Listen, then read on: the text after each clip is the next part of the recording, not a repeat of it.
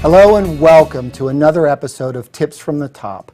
My name is Rick Barron, and I'm without my co-host today, Veronica Sanford. She's traveling on business. We wish her well. Today, I am here with the Regional Director of Marketing for Belterra Park and Belterra Casino Resort, Blair Bendel. Welcome, Blair. How are you today? Thank you. It's great to be here. Blair, give us an idea of the size of the organization that you help lead for the Belterra properties. Yeah, so I'm over the marketing organization for two properties, one in Anderson Township and then one in Florence Indian, about an hour away. And there's about 22 people in the marketing organization. And the neat thing about casino marketing is it is, as far as an organization goes, it's very diverse. So we are over multiple divisions within marketing, and those include the direct mail, all the direct mailers that we send out, all the advertising that we do, so billboards, television, radio, online advertising. We do lots of promotions, special events, public relations. We're also heavily involved in community relations. And then also very important is our loyalty program. So we also have players clubs. That is a big part of marketing. There's 22 people, there's managers, supervisors, and then we also have front line customer service staff. Wow. That are in charge of collecting information that we use to build our databases that are a big part of how we market to our guests.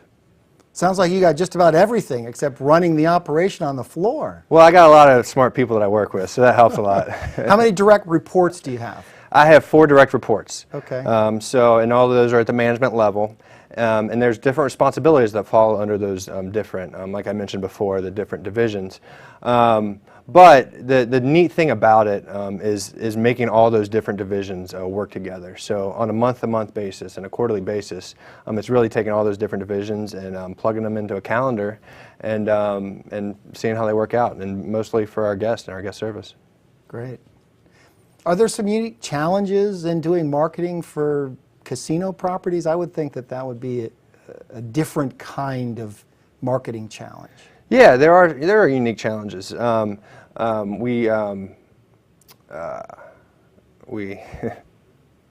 are unique challenges with the market conditions. So, gaming is a industry that has considerably grown in the past 20 years. For example, the state of Ohio went from 0 to 9 racinos and casinos in the matter of 3 years. Yeah. So it's seen considerable growth, and this is similar to other industries, to where guests have more entertainment options. So the challenge of being in the industry today is you really need to cut through the clutter of those all the different competition that is currently in the market, and you really need to set yourself up as a unique brand, and really we're an entertainment option. So why do we want to choose our entertainment options versus the other ones that we have, both in the gaming industry and in the non-gaming industry, which is as well. So it's really maybe a little bit about diversity as well. Not just gaming, but what other entertainment options, as you described, can you put in the facility? Is that what you're... Absolutely. I think it's more than just a gaming experience. I mean, there are certainly guests that come in and they just like to gamble.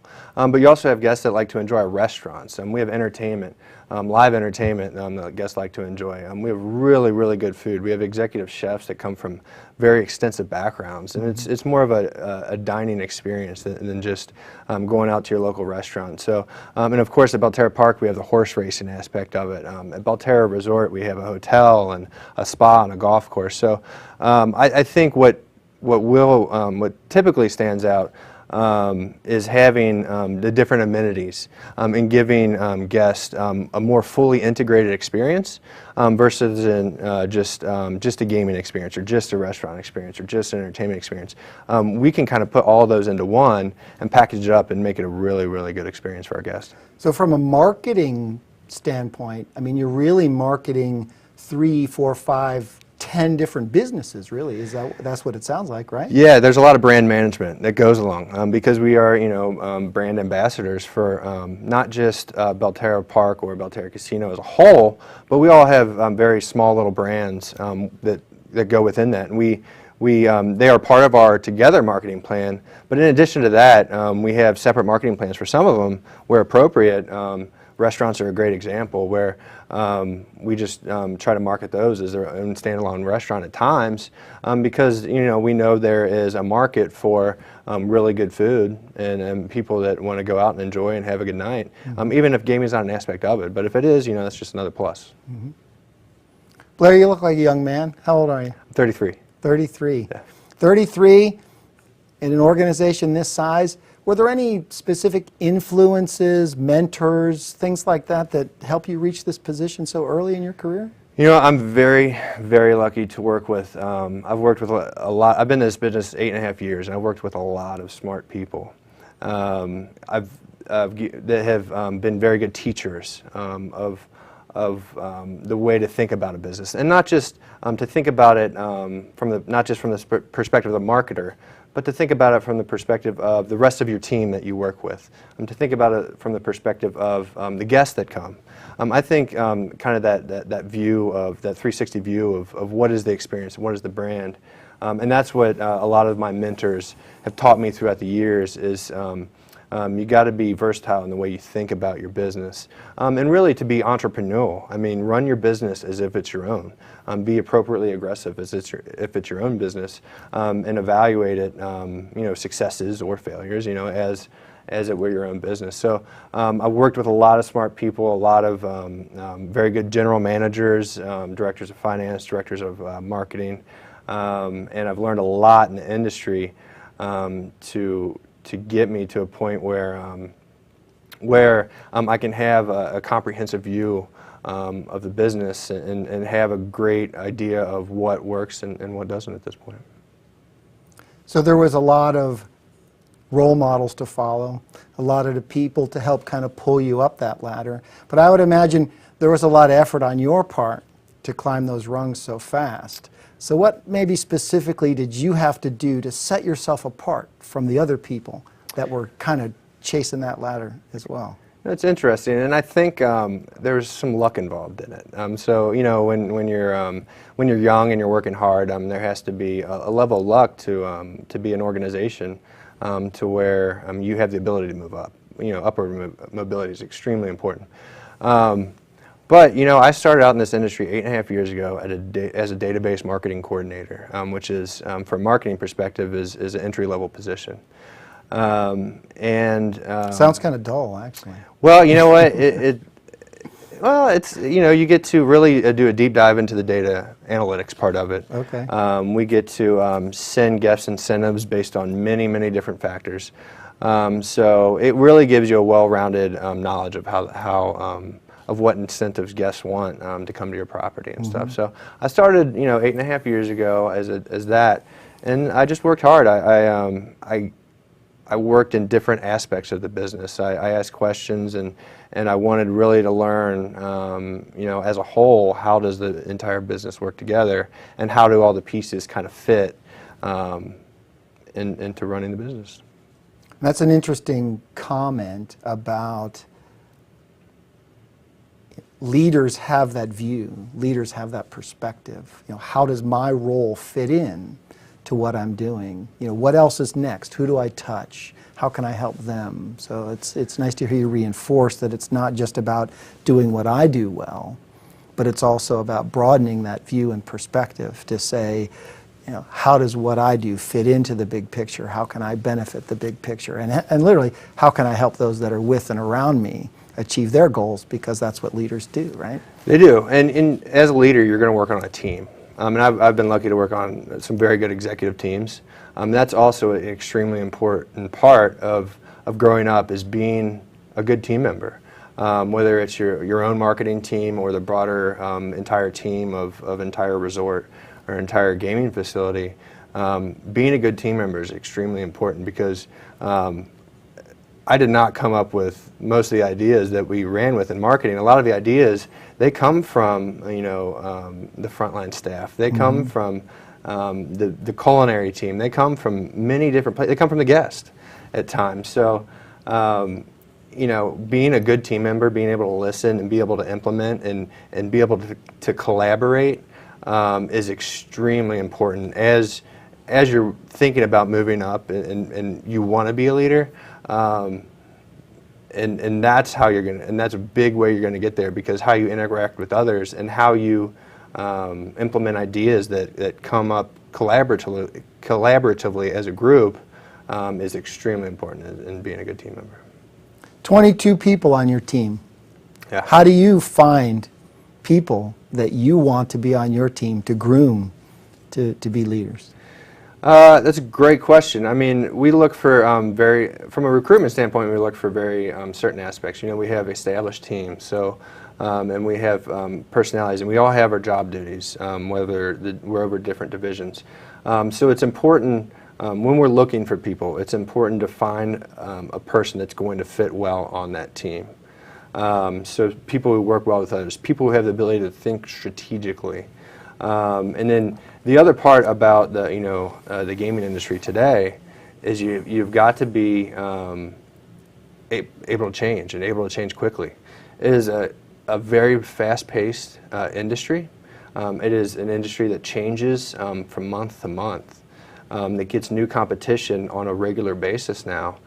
So you have to be able to adapt to a new environment. You have to be able to be innovative, and you have to constantly think of ways to separate yourself from the competition. So there are some challenges, but when we are looking for people, you got to be looking for people that have that drive, that have that willingness to change. And if there's a game plan and that something happens to where that changes, that we can go ahead and change direction and run with it. And that's important. You got to be versatile and you got to be adaptable. Blair, do you do any kind of internships or anything else, so people who might be interested in getting a brief insider's look at the gaming industry have a chance to do so? Our parent company does have an internship program, which is Pinnacle Entertainment, okay. Which is a good way to go about doing that. But other than that, I mean, we have many jobs still open at both Belterra Casino and Belterra Park, and I'm a perfect example of how, if you're interested in an industry and you are a hard worker and can come in and work as part of a team, if you start out at the entry level, it's a great industry to where you can work your way up and be at the executive level. And there's lots of options once you get there, because gaming is becoming so populated in the United States that it's just a good industry. And not just that, but you get to learn how to be a part of a business, and you get to learn different departments as well. So not just marketing, but you get to learn the finance part of it and the facilities part of it. So it's a very well-rounded, and it's, in a way, it's a small business, but there's a lot of team members to work with, and it's very interesting. Does Pinnacle have properties overseas, or it's U.S. based? They're all U.S. based. They're all regional gaming destinations throughout the United States. Okay. Yeah. So other locations within the U.S. that you could end up moving to? Sure. Yeah. Absolutely. All the hot spots like Branson or? St. Louis, Louisiana, Colorado. So they're all over. They're spread pretty much throughout the entire country. Okay. So lots of opportunities there for you. Yeah, absolutely. Yeah.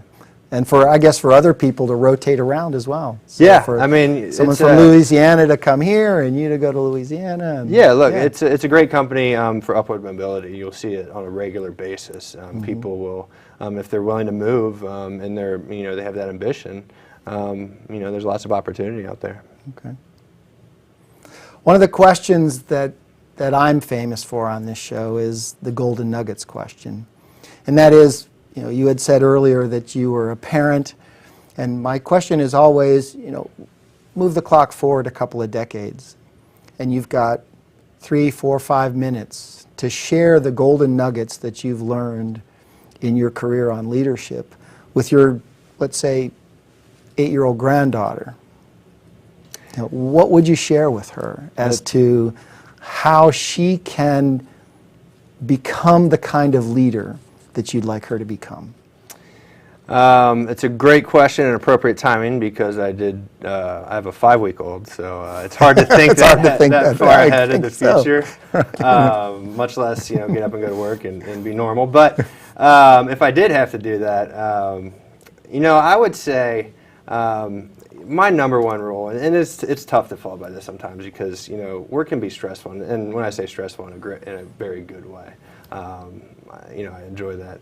But I always say you got to have fun with what you do. I mean, as far as a career goes, I mean it's a lot of time, it's a lot of thought, it's a lot of emotions. I mean, it's a lot of it's a big part of it becomes a big part of your life. So it's a big challenge to not love to do that and not to enjoy it, not to want to go into work. And I've been very lucky and to enjoy what I do. So the one piece of advice that I would give to my grandchildren someday would be, think about what you enjoy doing, and think about when you wake up every morning, what would make you happy as far as your career goes. I think that's extremely important. It's something I try to live by. And I'm not saying there aren't days that are tougher than others, but overall, you want something that you enjoy doing.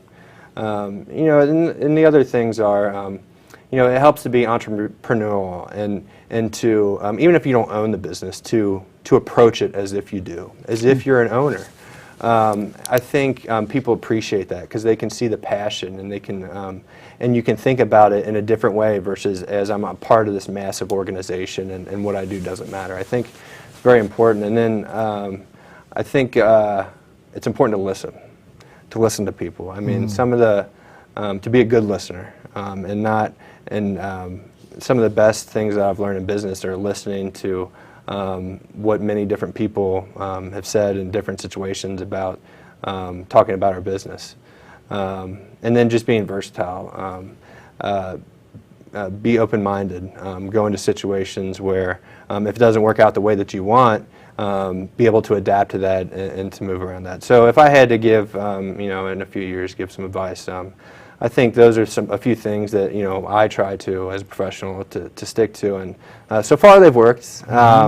But seem to work really well, based on what you've been able to accomplish in the last 8 years. Yeah. So, but at the end of the day, I think it's important to enjoy what you do. Align the paycheck with the passion, right? Wow. Right? Yeah, that helps. Yeah, that helps. That helps. Yep. So you were always the one in high school that was playing cards, or? Not necessarily. No, I'm not a big gambler. But at the end of the day, it's entertainment. People have different forms of entertainment, and that's just one that tends to be very popular right now. And it's really an integrated experience. I don't gamble that much. I do occasionally, but I do understand how it can be entertainment for a lot of people and be very popular. But I do also understand how people can want a very good experience out of their entertainment options, and that's what we provide. One of the things I think sometimes, Blair, is that people have this perception that leaders never make mistakes, that it's all about being perfect, and that they try to do as much as they can to make sure that they're never wrong. And I think, maybe at least my experience indicates that that's not the case.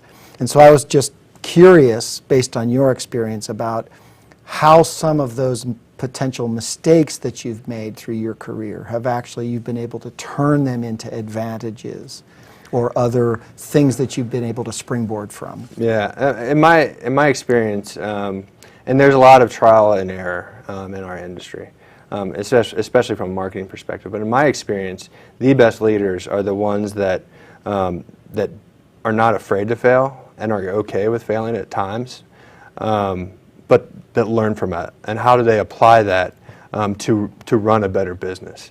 I have never met a leader that has not made a mistake. And I think those that are willing to, and even you can even go into a situation and say, this is something that we like, we want to try. As a group, we think this is the right thing to do. And it's important that we know there's a chance this could fail. Mm-hmm.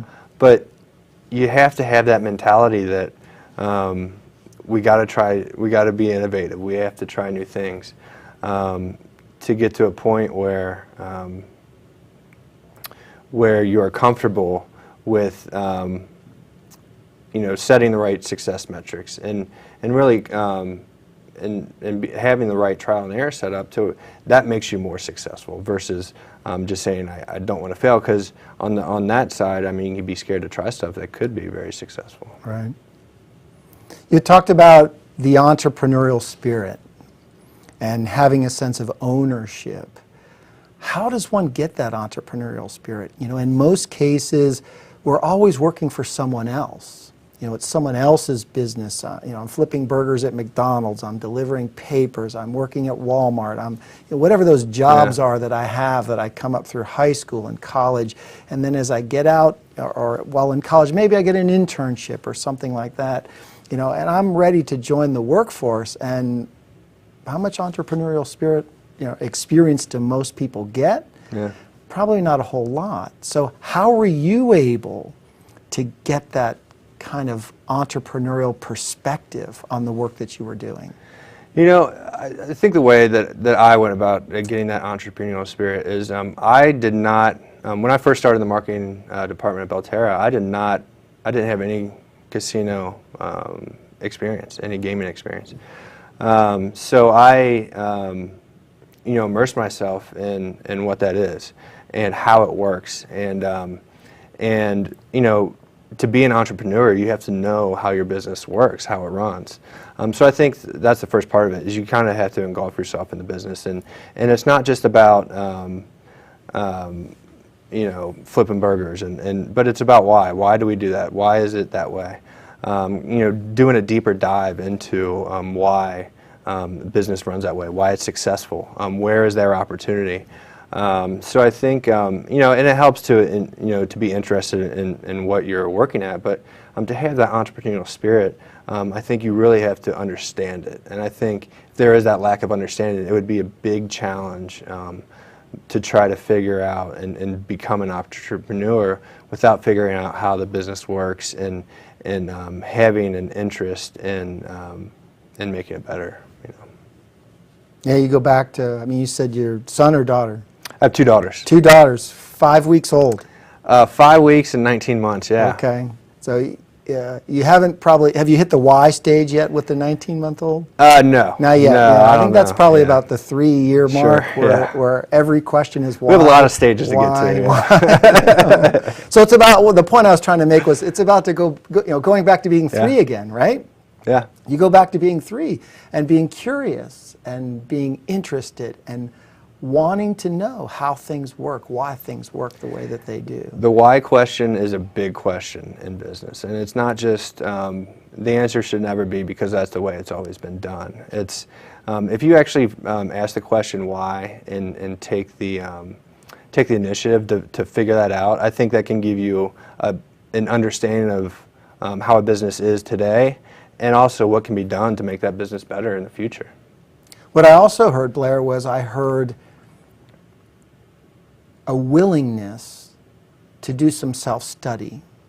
Yes. That you were willing to go out and do things that maybe others weren't willing to do, to go learn the business, to go understand how it operated, to do a little bit more, to push a little farther. Was that true? It is true. I mean, you know, we do a lot of research through advertising, through competitive shopping, through marketing analytics, and really understanding your customer, which is another extremely important part of that. So there's a lot of different ways that you can learn your business, but it was important when I was getting started out because I didn't have experience. I was just driven to learn.